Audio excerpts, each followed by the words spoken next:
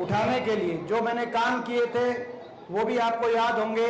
चाहे सड़कों के जाल बिछाने की बात हो, चाहे एम्स का अस्पताल यहाँ से मंजूर कराने की बात हो, नेशनल कैंसर इंस्टीट्यूट लाने की बात रही हो, चाहे झज्जर उस समय रेल से जुड़ा, बहादुरगढ़ मेट्रो से जुड़ा, हर गांव में विकास कार्य हुए, अपना इलाका आगे गया।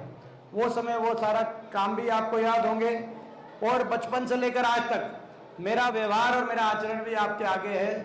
काम और आचरण की कसौटी पे आप तोल के फैसला करना। आपकी आत्मा ये गवाही दे कि आपका बालक उसमें खरा उतरता है तो आप मुझे आशीर्वाद देना। मैं तो यही आपसे और मैं विश्वास दिलाता हूं कि आपका आशीर्वाद मैं खाली नहीं जाने दूंगा।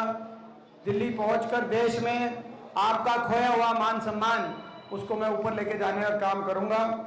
और इस आशीर्वाद से केवल दिल्ली ही नहीं, दिल्ली वाया दिल्ली आशीर्वाद चंडीगढ़ जाएगा और हरियाणा में बहुत जल्दी आपकी सरकार बनाने का ये काम करेगा। तो ये इलेक्शन हरियाणा में सरकार बनाने का इलेक्शन है, क्योंकि बीजेपी की 76 सरकार ने हर आदमी को इतना दुखी कर दिया पिछले 10 साल में। देश में सबसे ज्यादा बेरोजगारी, हरियाणा में पढ़े लिखों को रोजगार नहीं।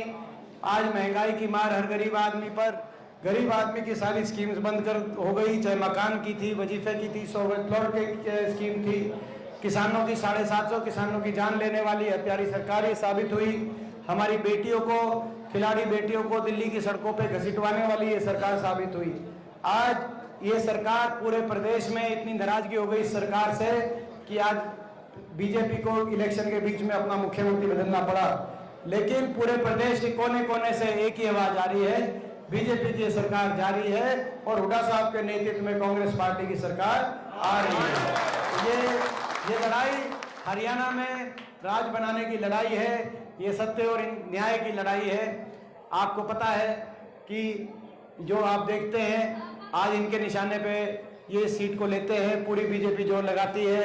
कल अमित शाह झज्जर आए तो आज जेपी नड्डा रोहतक आए। 5 साल तक ये नहीं दिखते, लेकिन जब 5 साल के बाद जब इलेक्शन आता है तो फिर पूरी बीजेपी मेरे पीछे झोंक दी जाती है। मैं पूछना चाहता हूं भाई, मेरे को अकेला तो नहीं छोड़ोगे इस लड़ाई में? ये पिछली बार भी आपने देखा होगा। तो ये लड़ाई हरियाणा में राज बनाने की लड़ाई, केवल एमपी की लड़ाई नहीं है, इसीलिए सारे यहाँ पे आते हैं। ये लड़ाई बाबा साहब भीमराव अंबेडकर जी के संविधान को बचाने के लिए लड़ाई लड़ रहे हैं, और ये लड़ाई अपने इलाके में राज लाने की और अपने इलाके को आगे लेके जाने की लड़ाई है।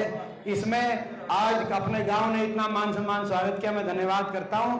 और आखिर में बस यही बात कहना चाहता हूं कि भाई एक एक वोट, थोड़े कहे को आप ज्यादा समझना, सरपंची की तरह कोई सी वोट रह ना जाए, कोई दिल्ली ना रह जाए, कोई रिश्तेदारी में ना रह जाए, कोई कहीं बाहर ना रह जाए। आपको पिछली बार की गिनती भी याद होगी किस तरीके से क्या जो हुआ। मैं सारी बात मैं बयान नहीं कर सकता, लेकिन आपको मैं एक ही बात कह सकता हूं भाई, एक एक वोट भाई कोई अपनी तरह जो है कोई जितने आपको, तो भाई एक बार हाथ उठा करके कि भाई एक एक वोट के लिए आप पूरा अपना, मैं बहुत बहुत पूरे गांव का धन्यवाद करता हूं।